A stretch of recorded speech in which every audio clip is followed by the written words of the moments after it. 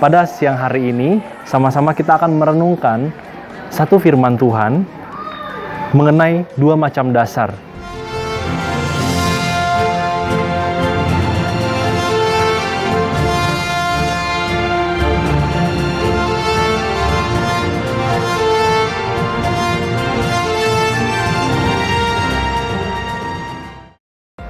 Kita buka di dalam Injil Lukas bab 6 ayat 46 sampai dengan 49. Judul perikopnya adalah dua macam dasar. Mengapa kamu berseru kepadaku, Tuhan, Tuhan, padahal kamu tidak melakukan apa yang aku katakan? Setiap orang yang datang kepadaku dan mendengar perkataanku serta melakukannya, aku akan menyatakan kepadamu dengan siapa ia dapat disamakan. Ia sama dengan seorang yang mendirikan rumah. Orang itu menggali dalam-dalam dan meletakkan dasarnya di atas batu. Ketika datang air bah dan banjir melanda rumah itu tidak dapat digoyahkan karena rumah itu kokoh dibangun. Akan tetapi, barang siapa mendengar perkataanku, tetapi tidak melakukannya, ia sama dengan seorang yang mendirikan rumah di atas tanah tanpa dasar. Ketika banjir melandanya, rumah itu segera rubuh dan hebatlah kerusakannya. Demikianlah Injil Tuhan, terpujilah Kristus.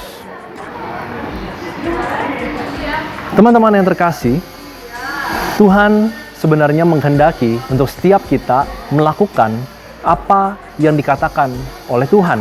Seperti di ayat 46 dikatakan bahwa mengapa kamu berseru kepadaku Tuhan, Tuhan, padahal kamu tidak melakukan apa yang aku katakan? Artinya di sini ada satu kerinduan Tuhan supaya setiap kita yang sudah mendengarkan firman Tuhan, yang sudah mengetahui firman Tuhan, kita bisa melakukan apa yang dituliskan, apa yang dikatakan oleh Tuhan.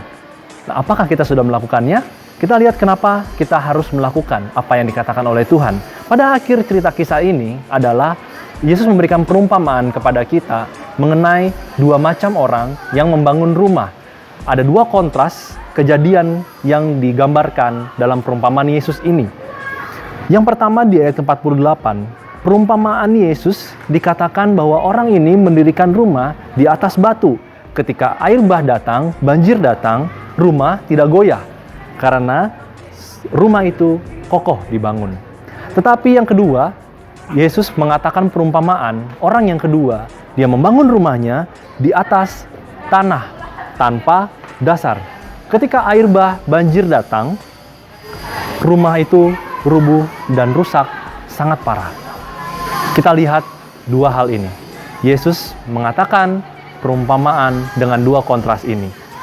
Nah, penginjil Lukas, Santo Lukas, mengambil latar belakang yaitu di daerah Syria pada zaman itu, yang termasuk di dalam bagian Asia Kecil. Dan di sana, saat orang mau mendirikan rumah, mereka harus mendirikan rumahnya, digali tanahnya sampai di atas batu, barulah dibangun fondasi dari rumah itu. Kenapa? Karena di daerah sana banyak sungai-sungai yang melintasi daerah Syria. Nah, sungai-sungai inilah yang menjadi ancaman buat setiap penduduk-penduduk di daerah Syria tersebut. Dan Yesus memberikan perumpamaan ini, penginjil Lukas menuliskan, menggambarkan tantangannya adalah air bah dan juga banjir. Kita lihat hubungannya dengan kehidupan kita, teman-teman. Dalam kehidupan kita, bukankah banyak hal yang mengancam? Bukankah banyak hal yang membuat kita takut? Membuat kita mengambil setiap kebahagiaan kita, mengambil setiap keyakinan kita kepada Tuhan. Contohnya, mengenai masa depan kita, mengenai pekerjaan kita, mengenai ekonomi keluarga kita, dan sebagainya. Banyak sekali hal-hal yang kita takutkan yang dapat mengancam kehidupan kita. Nah, kita lihat bagaimana Yesus mau mengajak untuk setiap kita yang mendengarkan perkataannya, itu melakukannya. Artinya, kita melakukan segala sesuatu atas dasar kebenaran firman Tuhan. Nah, inilah yang Yesus ajak buat setiap kita.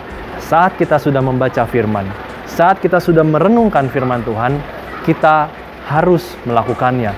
Tujuannya bukan untuk siapapun, melainkan untuk diri kita sendiri. Pernah nggak lihat orang yang saat dia membangun sesuatu, dia berharap sesuatu, lalu dia tidak mendapatkan, maka dia menjadi kecewa, dia menjadi down, dia menjadi rasanya nggak punya pengharapan lagi. Karena orang ini saat dia membangun, dia tidak meletakkan segala sesuatu di dalam Kristus. Ada juga orang yang membangun, lalu dia berhasil sampai dia lupa akan Tuhan. Misalnya, ada orang yang membangun bisnisnya sampai besar dan akhirnya dia malah meninggalkan Tuhan. Apakah artinya dia melupakan segala kebaikan Tuhan yang telah Tuhan perbuat dalam kehidupannya? Bisa jadi, karena mungkin orang ini tidak membangun di atas dasar Yesus Kristus, yang akhirnya membuat kita menjadi lupa apa yang telah kita terima. Sebenarnya segala sesuatu berasal dari Tuhan. Dalam segala hal, teman-teman, saya mau ajak, saat engkau punya hubungan, mungkin saat kita berpacaran, mempersiapkan untuk pernikahan kita, maka bangunlah semuanya itu di atas dasar Kristus. Maka engkau pasti akan berhasil, maka engkau pasti akan dijaga senantiasa. Sekalipun ada badai, firman Tuhan, perumpamaan Tuhan katakan, kalau kita bangun di atas Kristus, maka kita bisa melewati banjir tersebut. Maka saat ada masalah datang, kita nggak akan goyah, karena Kristus ada di dalam diri kita. Karena kita bersama-sama dengan Tuhan, kita percaya ada jalan keluar, ada pemulihan buat setiap kita. Letakkan dasarmu di atas Kristus dalam segala hal. Apa saja yang kita lakukan, lakukanlah seperti untuk Tuhan. Maka saat kita menjadikan Kristus sebagai dasar dari kehidupan kita ini, kita dapat senantiasa stand still dalam Tuhan. Kita senantiasa aman dalam penjagaan Tuhan. Mau banjir seperti apapun, mau masalah datang seperti apapun, kita nggak akan goyah. Karena Tuhan bersama-sama dengan kita. Sebagai sharing, misalnya saya yang sebagai juga di usia kita yang masih muda, kita tentu mencita-citakan bahwa kita punya masa depan yang begitu cerah, masa depan yang begitu cemerlang. Ya, kita punya harapan-harapan, banyak banget. Ambisi orang muda begitu banyak.